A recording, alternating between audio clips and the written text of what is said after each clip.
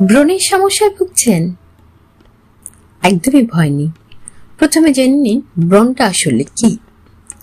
ব্রণ হলো ত্বকের একটা খুব সাধারণ সমস্যা, যা মূলত সেবাসিয়াস গ্রন্থি থেকে অতিরিক্ত তেল উৎপাদনের ফলে লোমকূপ বন্ধ হয়ে যায় এবং সেখানে ব্যাকটেরিয়ার সংক্রমণ হয়।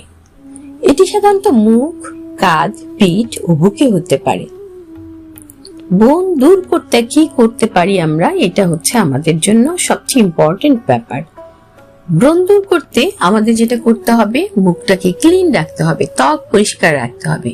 দিনে 2 থেকে 3 বার মৃদু ক্লিনজার ব্যবহার করে মুখ ধুতে হবে।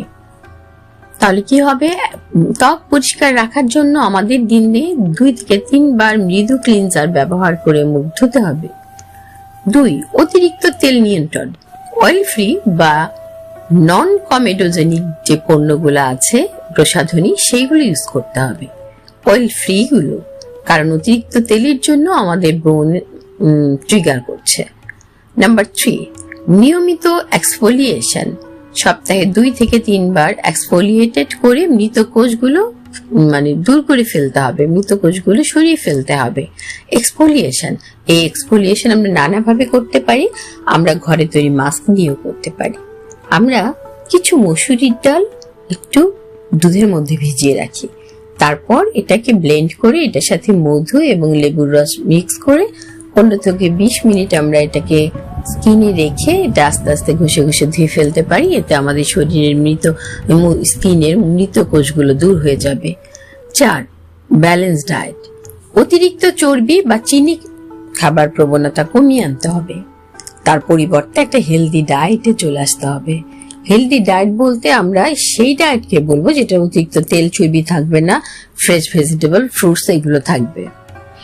তারপরে যদি আমাদের স্কিনের ব্রণের এত বেশি হয়ে যায় যে যখন হচ্ছে এটাকে বড় বড় হয়ে গেছে এবং পেকে যাচ্ছে, সেই ক্ষেত্রে আমাদেরকে স্যালিসিলিক অ্যাসিড, বেনজয়েল পারক্সাইড এবং অ্যান্টিবায়োটিক ক্রিম ব্যবহার করতে পারেন, তবে অবশ্যই ডাক্তারের পরামর্শ নিয়ে।